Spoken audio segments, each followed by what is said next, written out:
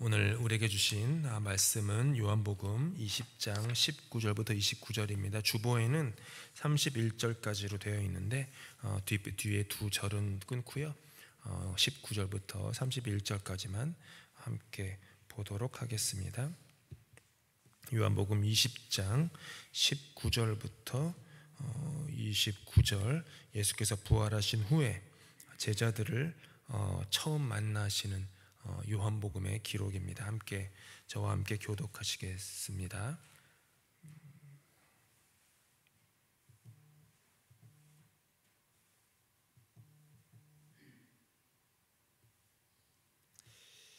제가 지금 보니까요, 22절 말씀이 잘리지 않나요? 화면에 이 말씀을 하시고 그들을 향해서 숨을 내쉬며 이르시되 화면이 잘리네요. 왜 그런지는 모르겠지만 화면이 잘리네요. 그거 뒤에 있는 컴퓨터 화면으로 할게요.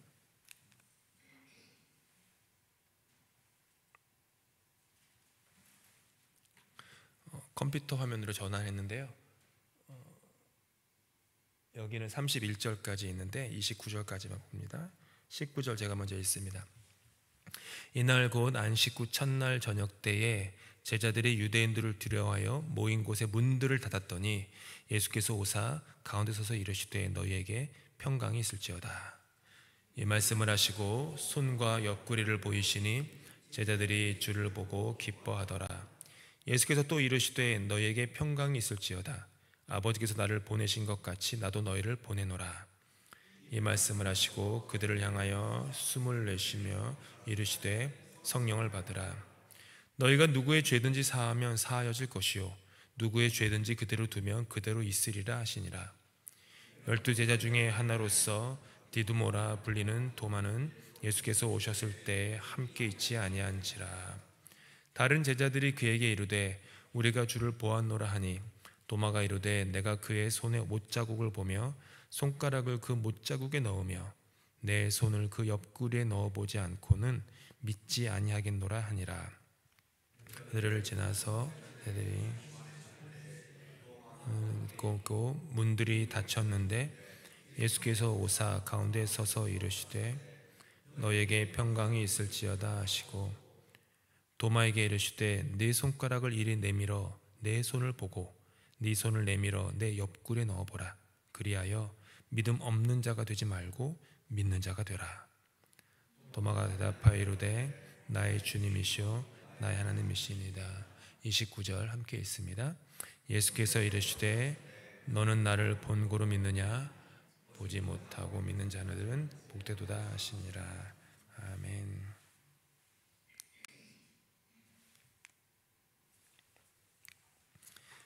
감격스러운 그 부활의 날이 지났습니다. 고난주간 특별 새벽 예배도 있었고 성금요일도 있었고 칸타타도 있었고 세례와 입교 예식도 있었고 영어권과 함께하는 합동 예배도 있었던 부활주일, 그리고 또 만난 점심.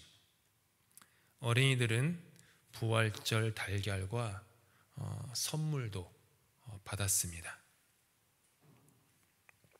그렇게 흥분과 감동의 부활절이 지나고 어느새 우리들의 마음은 차분히 가라앉았습니다.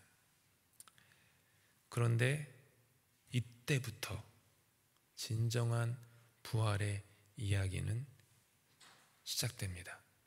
신앙이라는 것은 짜릿하고 흥분되는 어떤 사건이 전부가 아닙니다.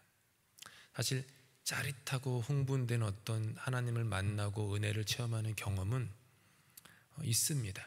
다 있죠. 근데 정작 중요한 신앙의 승부는 그때가 아니라 그 다음입니다. 밤 깊도록 동산원에 주와 함께 있으려 하나 괴로운 세상에 할 일 많아서 날 가라 명하신다. 밤 깊도록 동산한 그곳은 예수님께서 산 중턱에서 놀라운 광채를 바라시면서 변했던 그 산. 베드로와 야고보와 요한이 그 찬란한 광경을 보면서 감격에 겨워서 텐트 3개를 지읍시다. 하나는 모세, 하나는 엘리, 하나는 주님을 위해서 텐트 3개. 여기가 좋사온 여기 짓겠습니다. 다른 말로 하면 기도원에 올라간 거예요. 기도원에 올라가서 기도하다가 뭐 방언을 받건 성령을 받건 뭐 예언을 받건 은사를 막 경험하고 나니까 그 산에 있고 싶은 거예요. 수련회를 간 거예요. 어디 선교를 간 거예요. 거기서 놀라운 어떤 영적인 경험을 한 거예요. 그러니까 여기가 좋으니까 여기 있고 싶습니다. 근데 우리 찬송 고백한 것처럼 괴로운 세상에 할 일 많아서 날 내려가라 명하신다. 너 여기 있으면 안 된다. 이렇게 짜릿하고 흥분된 감격적인 어떤 신앙의 그 순간들만 굶주려 가지고 다니지 말고 때로는 무미건조하고 그런 일상 속으로 내려가야 된다. 거기가 너가 있을 곳이다. 그곳이 너의 부르심의 자리다. 이렇게 주님은 우리 등을 떠미십니다. 부활의 이야기는 거기서 시작되는 것입니다. 짜릿한 부활절에, 감격스러운 부활절에 우리 신앙의 클라이막스가 아니라 그 후에 모든 것들이 일상으로 돌아간 그 자리에서 진정한 부활의 이야기는 진행되는 것이겠죠. 오늘 본문에 따르면 제자들은 다락방에 모여서 문을 걸어 잠그고 숨어 있었습니다. 예수님의 죽음 이후에 그분의 추종자로 밝혀져서 고난을 당할지도 모른다는 그 고난에 대한 두려움, 그리고 고난이 가져올 죽음에 대한 두려움 때문이겠죠.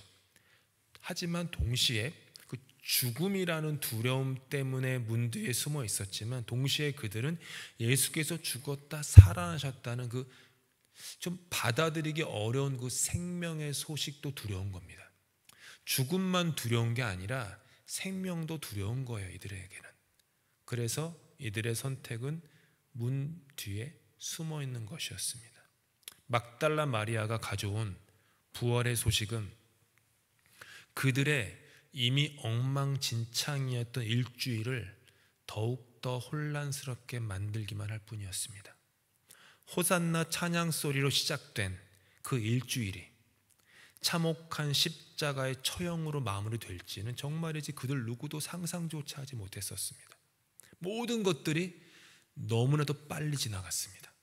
목요일 밤 갑자기 발을 씻기시더니 성찬식을 하시더니 갑자기 3년을 동고동락한 유다가 배신을 하고 자기들 중에 가장 우두머리인 그리고 의기가 있고 의협심이 있고 자신감에 충만한 베드로가 그렇게 무력하게 3번이나 부인하고 주님은 그렇게 올라가고 매맞고 죽고 장례 지내지고 그래 그것만도 감당하기 어려운 일주일의 빠른 정신 못 차릴 이야기인데 갑자기 돌이 굴려졌다 그러고 예수께서 살아나셨다라고 하는 소식이 들려오고 모든 것들이 너무 감당하기 어려운 빠른 소식들이었습니다. 도무지 일주일에 소화하기에는 너무 양이 많습니다. 사람이 감당할 양이 있는데 어떤 것이든 일주일에 소화하기에는 그 양이 너무 많아요. 제자들은 아직 부활의 소식을 맞이할 준비가 되어 있지 못했던 것입니다. 모든 것이 너무 빨랐기 때문이고 급박했기 때문입니다. 그래서 그들의 선택은 참 인간적으로 당연했습니다. 문을 걸어 잠그고 그 뒤에 숨는 것, 그것이 이들의 선택이었습니다. 예수께서는 부활하셔서 어둠 무덤에서 밝은 세상 밖으로 힘차게 걸어 나오셨지만 정작 그들은 여전히 세상으로부터 숨어 있습니다.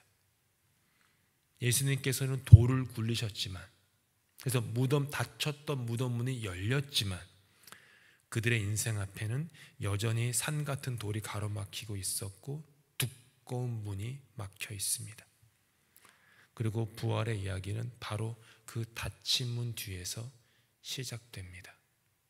우리가 가장 어두운 자리, 의심과 두려움과 걱정과 근심 속에서 아무것도 못하고 벌벌 떨면서 인생 지구의 한 구석에서, 어두운 구석에서 몸을 웅크린 채 흐느끼고 있는 그 자리, 아무도 보지 못하고 아무도 관심조차 가지지 않고 아무도 내 마음을 몰라주는 그 죽음의 자리, 바로 거기에서 부활의 이야기는 다시 시작됩니다. 좁은 다락방을 제자들이 가득 메우고 있습니다.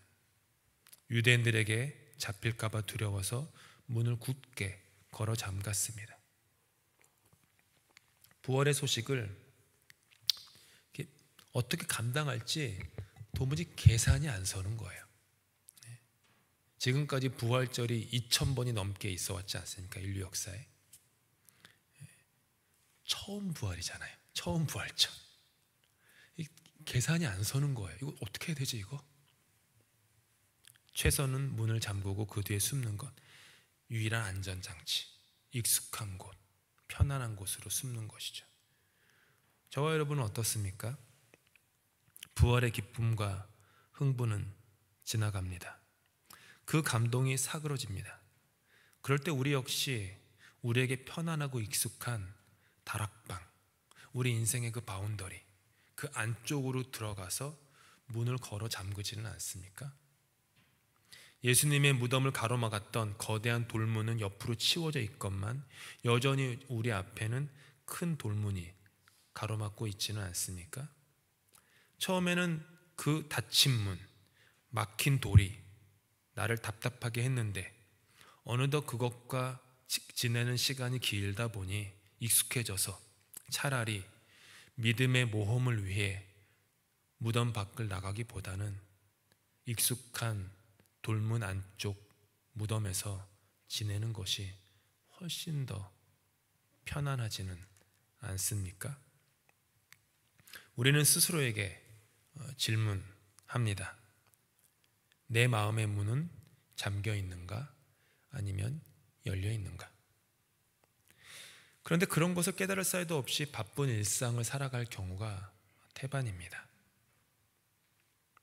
그런데 우리 삶 깊숙이를 돌아다보면요, 어쩌면 그 안에는 이미 오래된 그 죽은 그 시체가 여전히 우리 안에 머물고 있는 것을 발견할 때도 있습니다.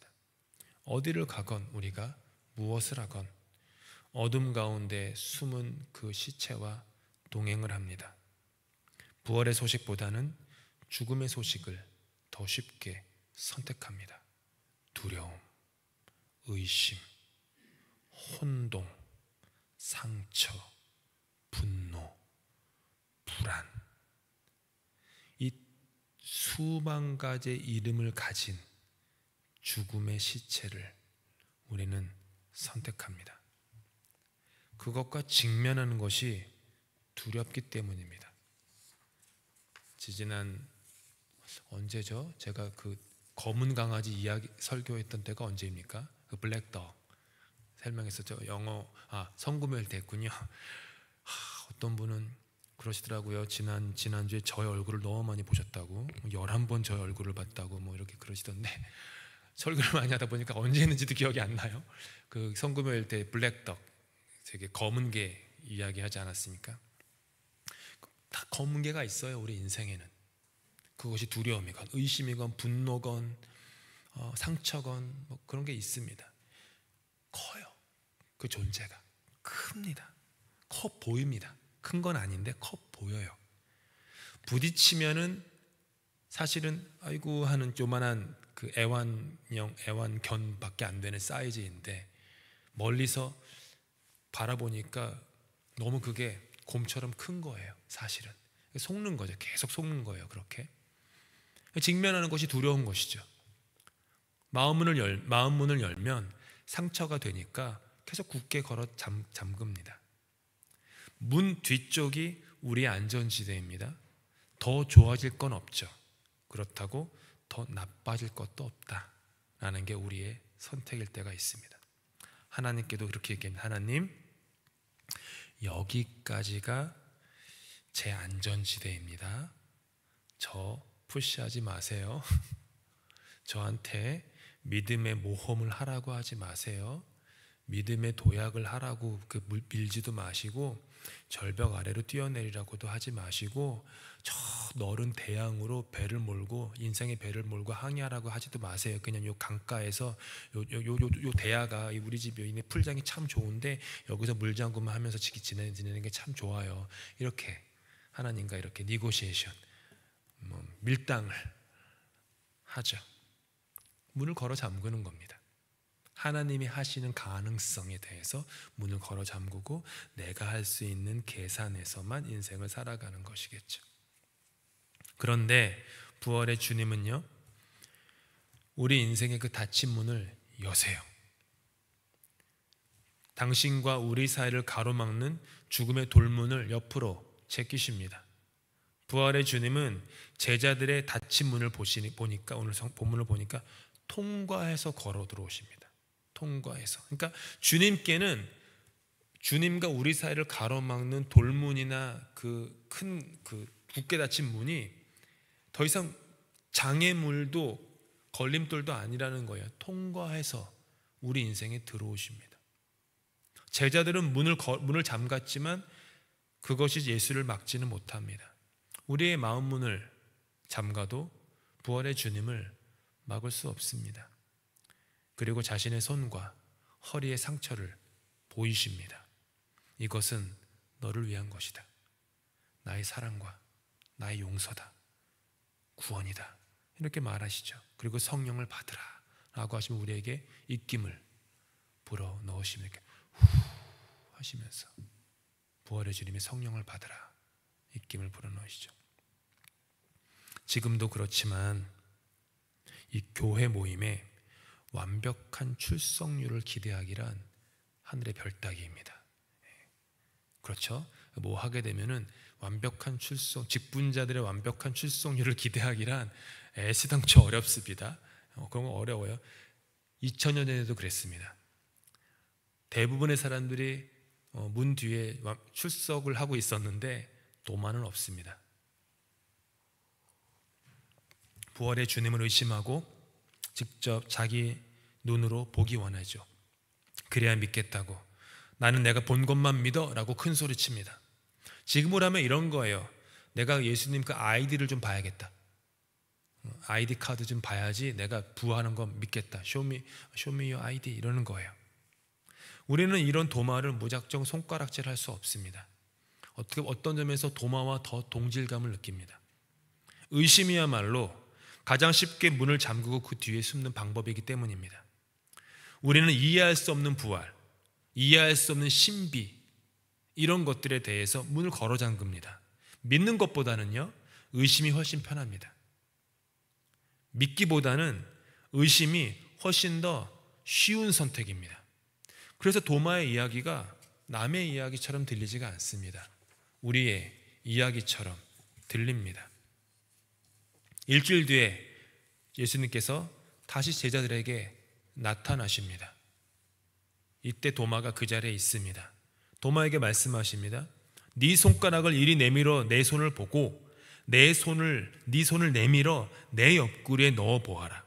그리하여 믿음 없는 자가 되지 말고 믿는 자가 되어라.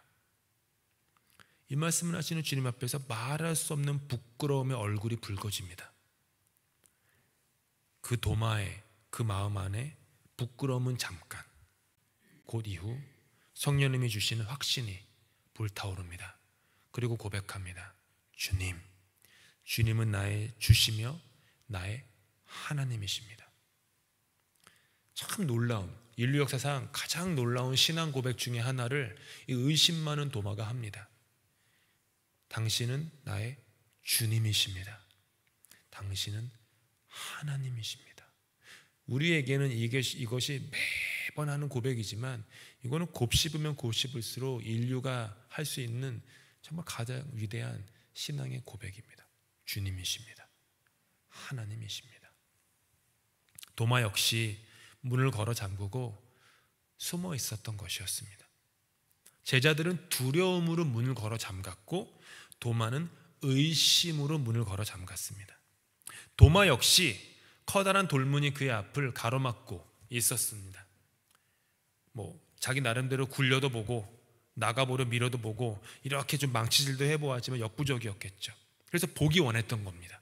집어넣어 보길 원했던 거예요. 그런데 도마의 그 잠겨진 의심의 문도 열렸습니다. 닫힌 문이 열린 문이 되었습니다. 의심이 믿음이 되었습니다. 죽음이 생명이 되었고 어둠이 빛이 되었습니다. 도마와 제자들이 부활의 주님을 진정으로 만났을 때 그들의 삶은 바뀌었습니다. 부활의 소식은요, 그들의 삶을 완전히 재정비하였기 때문입니다. 부활을 진정으로 경험한 사람은요, 그 사람의 말이나 그런 거가 증거가 아닙니다. 그 사람의 인생이 과거와는 다르게 재정비가 되었느냐 안 되었느냐가 그 사람에게 부활이 실제적으로 임했느냐 안 임했느냐는 증거입니다. 인생을 보면 됩니다. 그의 고백을 보지 마시고 인생의 모습을 보면 돼요. 부활을 경험하면요, 그 부활을 인격적으로 만나게 되면 삶이 재정비되게 되어 있습니다. 성경을 보십시오. 예수님의 부활을 경험한 모든 제자들의 삶이 남녀노소를 상관하지 않고 가리지 않고 다 재정비되었습니다. 다 재정비되었어요. rearrange 된 거예요. 죽음이 인류에게 주어진 마지막 단어이자 챕터 여건만 달라졌기 때문입니다. 죽음이 끝이야 라고 인생을 어레인지하고 살아가는 사람과 죽음이 끝이 아니야 라고 하는 믿음으로 인생을 살아가는 정비해서 살아가는 사람의 모습이 같을 수가 없습니다. 같을 수가 없어요. 죽음이 인류의 마지막 단어가 아니라 부활이 인류의 마지막 단어가 된 겁니다. 당연히 제자들의 삶이 재정비됩니다. 그래서 선포할 수 있는 것입니다. 사도 바울처럼 사망아 네 쏘는 것이 어디 있느냐, 사망아 네 승리가 어디 있느냐 담대하게 외칠 수 있습니다. 사망이라는 돌문, 사망이라는 닫힌 문, 그 문 앞에서 마치 장난감이 자동으로 앞으로 전진하는 어떤 장난감이 벽을 만나면 계속 쿵쿵 부딪히고 그런 장난감 보셨죠? 계속 부딪히죠. 예전에 장난감 그래요. 요즘은 그런 장난감 안 많지만 인생이 마치 그렇게 인생을 사는 거예요. 사망 계속 부딪히면서 그게 끝인 거죠.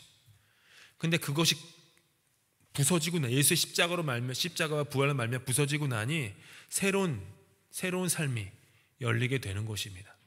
사망 너머에, 죽음 너머에 것을 생각하면서 사망도 죽음도 내려놓고 인생을 살아갈 수 있는 담대한 용기와 담력을 얻게 되는 것입니다. 부활절 이후에도 부활은 우리의 삶 속에서 계속되고 있습니다. 저와 여러분의 닫힌 문을 주님께서 여십니다. 무덤 뒤에 익숙한 두려움 가운데 붙박이 장처럼 머물러 있는 우리를 위해 주님은 두려움의 돌문을 굴리시고 우리를 미십니다. 나가라.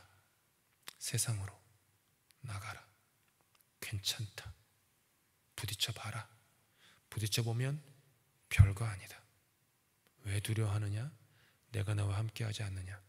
왜 무서워하느냐? 내가 너를 위해 부활하지 않았느냐? 내 강한 오른손으로, 나의 의로운 오른손으로 너를 붙들 거다. 내가 너를 나의 손바닥에 새겼다.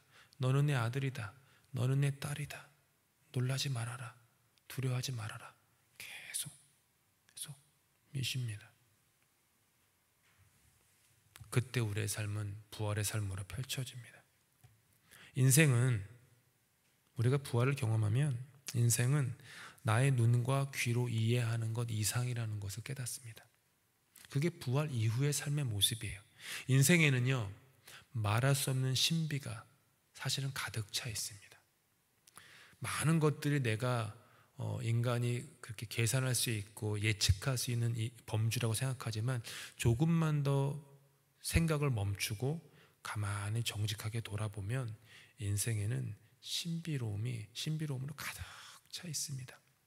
나란 사람이 태어난 것도, 자라게 된 것도, 지금 여기에 있는 것도 다 신비입니다. 신묘막측한 것들입니다. 그렇게 부활의 소식은 부활절 이후에도 우리로 하여금 그 신비의 세계로 나아가게 합니다. 소망을 준다는 거예요. 우리는 부활하신 주님의 손과 허리의 상처를 보지 못했습니다. 그렇죠? 그런데 도마처럼 봐야 믿겠습니다 라고 우리도 얘기하지만 주님은 어쩌면 저와 여러분에게 지금도 손과 허리에 상처를 보이시면서 부활의 당신을 우리에게 증거하시는지도 모릅니다. 믿음의 눈을 들어보면 우리 삶의 주위에는 부활의 소식이 가득합니다. 겨울을 이겨내고 피어오르는 꽃을 보며 부활을 경험합니다. 천진난만하게 소리 지르며 기뻐하는 어린 아이들의 웃음 속에서 우리는 부활을 경험합니다. 손을 들고 눈물을 흘리며 말없이 가사의 고백에 깊이 들어가는 찬양 속에서 우리는 부활을 경험합니다. 말씀을 통해서 우리의 영혼을 만지시고 감동시키시고 다시 일어서게 하시는 그 역사 속, 말씀의 역사 속에서 우리는 부활을 경험합니다. 삶의 역경 속에서도 웃음을 잃지 않고 마음엔 평화가 있고 영혼을 사모하는 분들의 모습 속에서 우리는 부활을 경험합니다. 며칠 남지 않은 삶의 경각 속에서도 목사님, 저 천국 가요, 소망 있어요 라고 얘기하는 그런 환우들의 모습 속에서 우리는 부활을 경험합니다. 어린이들과 중고등부 학생들을 위해서 고된 일주일을 보낸 후에 휴일에도 교회에 와서 그들을 위해 마음을 쓰는 그 교사들의 모습에서 우리는 부활을 경험합니다. 토요일과 주일에 많은 시간을 쓰며 중식을 마련하는 교인들의 모습에서도 우리는 부활을 경험합니다. 무너진 공동체를 다시 세우기 위해 눈물로 기도하며 땀 흘려 아무도 보지 않는 구석구석을 돌보는 수많은 교인들의 모습에서 우리는 부활을 경험합니다. 만만치 않은 이민 생활을 보내면서도 마음과 뜻과 정성을 다해 말씀의 조명하심 가운데 길을 걸어가려고 애쓰는 신자들의 모습에서 부활을 경험합니다. 곧 다가올 썸머 캠프에서 함께 웃고 예수의 사랑을 나눌 어린이들과 봉사자들의 모습 속에서 우리는 부활을 경험합니다. 오랜 시간 우리 가정에 맞는 교회를 찾지 못하다가 이곳에 와서 부모와 자녀가 잘 정착하면서 말씀과 성령으로 새롭게 삶을 살아가는 모습 속에서 우리는 부활을 경험합니다. 앞으로 우리 교회를 위해 열어주실 선교와 전도 사역에 직간접적으로 동참할 교인들의 모습 속에서도 우리는 부활을 경험합니다. 기쁨을 나누며 함께 웃고 슬픔을 나누며 함께 우는 모습 속에서 우리는 부활을 경험합니다. 저주와 완악하고 딱딱하고 얼음장 같은 마음이 아니라 은혜와 어떻게든 용서하고 어떻게든 품으며 살아가려고 애쓰는 모습 속에서 우리는 부활을 경험합니다. 이 교회가 계속적으로 마음의 문을 열어 하나님의 사랑에 굶주리고 타는 목마름을 가진 사람들을 끌어안는 모습 속에서 우리는 오늘도 부활을 경험합니다. 우리의 삶 속에는 이토록 부활의 이야기로 가득 차 있습니다. 그 부활의 주님을 만나고 나 자신을 돌아보면서 부부 사이가 다시 새로워지고 부모와 자녀 사이가 다시 새로워지는 것, 그것이 부활이 아니고 무엇이겠습니까? 그저 그것을 긍정의 힘이다, 적극적 사고방식이다라고 치부할 수 있겠습니까? 그렇게 얘기할 수 있겠습니까? 부활이죠. 부활입니다.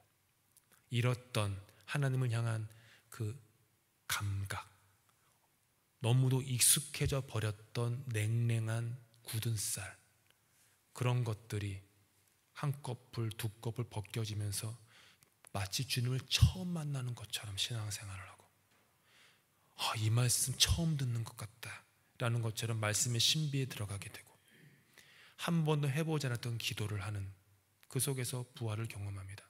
예전에 맨날 주여 주여 주여 하면서 결국에는 나의 욕망을, 내가 원하는 그 욕망을 허락해 달라고 주님께 기도하였던 그 철없던 모습에서 주님, 이 잔을 내게서 옮겨 주십시오. 하지만 주님 뜻대로 되기를 원합니다 라는 기도로 승화되는 그 모습에서 우리는 나의 기도가 온전한 기도로 부활했구나 라는 것을 경험합니다. 확실한 미래가 내 앞에 보이지 않아도 왠지 모르게 마음에 자신이 생기고 용기가 있고, 그까짓 거 한번 해보지 뭐, 가보지 뭐, 이런 마음이 왠지 모르게 밑에서부터 올라올 때 우리는 부활을 경험합니다.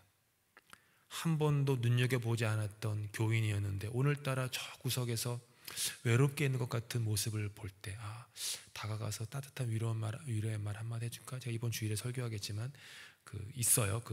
사람들에게 가장 상처를 주는 말과 가장 격려하는 말이 있는데 지금 다 얘기하면 안 되니까 가서 한 일주일 잘 지내셨습니까? 오늘 참 함께하니까 좋습니다. 이런 말들을 해줄 때 그때 우리는 부활을 경험하고, 그것을 듣는 그분은 눈이 반짝반짝해지면서 부활을 경험합니다. 부활이 없다고 부활은 2000년 전의 사건이라고 말하지 마십시오. 부활은 지금도 우리 삶 속에서, 우리 가정에서, 이 교회 가운데 곳곳에서 일어나고 있습니다.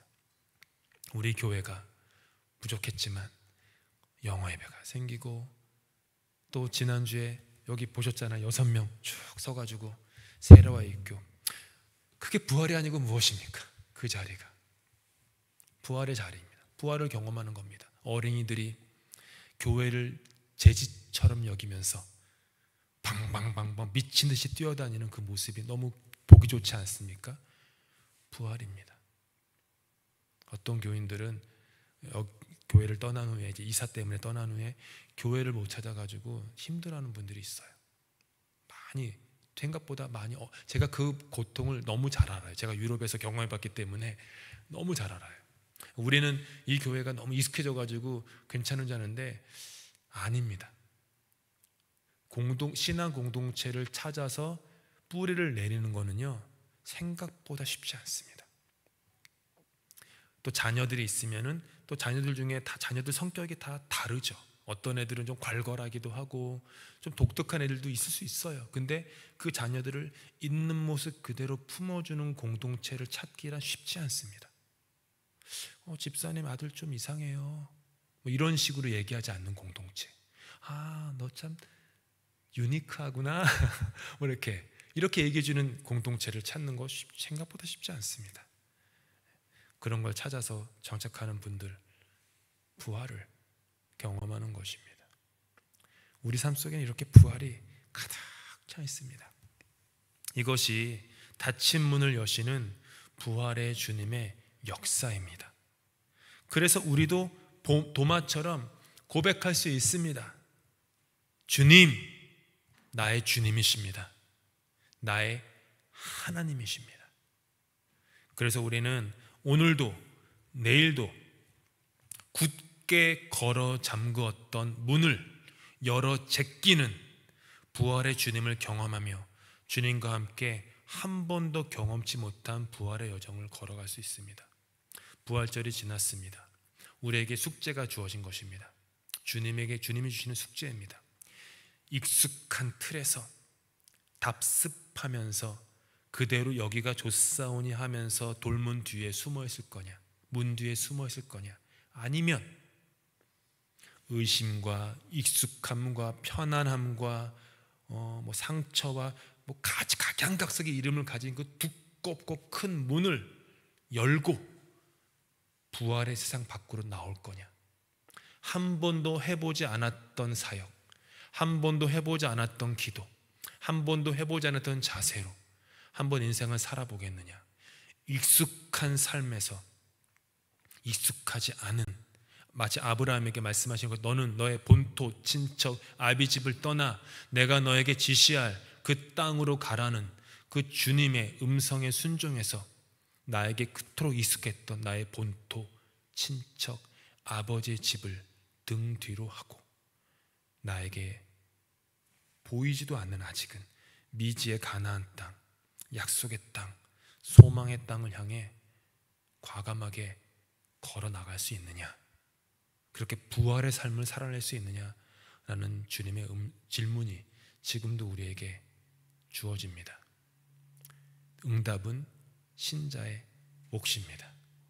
거기에 예스, 내 주님, 나는 힘이 없지만, 성경에 누구처럼 나는 힘이 없지만 주님 의지해서 한번 해볼게요. 그게 다 제자들 아닙니까? 베드로도 밤새 낚시를 했지만 아무것도 낚지 못했을 때 전문 어부도 아닌 목수가 갑자기 와가지고 어업에 대한 충고를 하는 거 아닙니까? 다른 편에다가 그물을 던져보지 그래요. 보통 우리 같으면 내가 지금 어부질한 게 40년인데 당신 딱 보니까 목수인데 어디다고 나한테 어줍잖은 충고야? 이럴 수 있잖아요. 그렇지 않습니까? 내가 지금까지 인생을 산 게 몇 년이고 교회 생활한 게 몇 년인데 이런 거 있지 않습니까? 베드로는 안 그래요. 밤새도록 내가 수고해서 아무것도 거두지 못했지만 말씀에 의지해서 한번 해보겠습니다. 참 대단하지 않습니까? 저는 이런 베드로 모습 볼 때 너무 대단해요. 그렇게 던져요. 그물이 가득해서 올라오죠. 그게 부활의 삶입니다. 부활의 삶입니다. 나는 힘이 없고 못하지만 주님 말씀, 성령님의 의지에서 한번 해보겠습니다. 한번 가보겠습니다. 물에 빠질지언정 그래도 몇 발자국은 물 위를 한번 걸어보렵니다. 이렇게 나아가는 마음. 그때 우리의 삶에는 부활이 현실이 되고 부활이 실체가 되고 부활이 우리 삶의 일상이 될 것입니다. 사랑하는 성도 여러분, 부활절로 끝내지 마십시오. 부활절 끝났다, 이제 성탄절 기다려야지, 이렇게 인생 살지 말고 오늘도 내일도 모레도 일상의 삶 속에서 부활을 살아내는 저 여러분 다 되실 수 있기를 예수님의 이름으로 축복합니다. 기도하시겠습니다.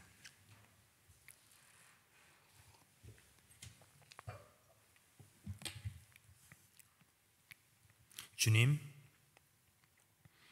우리 한 사람 한 사람 예수의 이름으로 부활하게 하여 주시옵소서. 우리의 믿음이, 우리의 신앙이, 우리의 마음이 굳게 우리를 가로막았던 돌문을 믿음으로 걷어차고 나와서 주님께서 우리에게 펼쳐주실 신세계를 향하여 성큼성큼 걸어가도록 도와주시옵소서. 항구에서 찰랑거리는 파도 보고 무서워서 배도 띄우지 못하는, 한 번도 대양에 항해조차 하지 못했던 정박만 한 배 같은 인생 살지 않게 하시고, 먼 항해라도 망망대해에 믿음으로 배를 띄울 수 있는 그런 부활의 믿음 허락하여 주시옵소서. 이 교회 부활하게 하여 주시니 감사합니다. 앞으로도 더욱더 살아서 역사하는 교회 되게 도와주시옵소서. 무덤과도 같은 삶을 살던 그 어떤 이들이 이 교회 문을 들어오면 이곳에서 흘러나오는 부활의 생명수로 말미암아 그들의 삶이 부활의 삶으로 변화되게 하여 주시옵소서. 영어의 배나 한국어의 배나 남녀노소 가릴 것 없이 모두가 다 주님의 성소에서 흘러나오는 생명, 부활의 생명수를 마심으로 말미암아 잃었던 영적인 감각과 하나님을 향한 새로운 헌신과 믿음의 모험을 할 수 있는 그런 모든 교인들 될 수 있도록 은혜 베풀어 주시옵소서. 이 교회는 지금도 애굽을 떠나 가나안을 향해 걸어가고 있습니다. 광야에 있는 이 교회, 주님 계속적으로 소망하게 도와주시고 어리석은 10명의 정탐꾼처럼 우리는 그들에 비해 너무 보잘것없는 메뚜기라는 그런 어리석은 고백하지 않게 하시고, 주님이 함께 하시면 무엇이든 할 수 있다, 오히려 그들이 메뚜기다 라며 고백하며 무엇이든 해나갈 수 있는, 도전해 볼 수 있는 그런 교회 되도록 도와주시옵소서. 그래서 늘 이 교회, 런던 한인교회에서 속에서 솟아나는 소식이 부활 생명의 소식으로만 가득 찰 수 있도록 주님, 이 교회 주님께서 부활의 생명으로 마음껏 축복하여 주시옵소서. 우리 주님께서 하신 기도로 예배 마칩니다. 하늘에 계신 우리 아버지, 아버지 이름을 거룩하게 하시며 아버지 나라가 오게 하시며 아버지 뜻이 하늘에서와 같이 땅에서도 이루어지게 하소서. 오늘 우리에게 일용할 양식을 주시고 우리가 우리에게 잘못한 사람을 용서하여 준 것 같이 우리 죄를 용서하여 주시고 우리를 시험에 빠지지 않게 하시고 악에서 구하소서. 나라와 권능과 영광이 영원히 아버지의 것입니다. 아멘.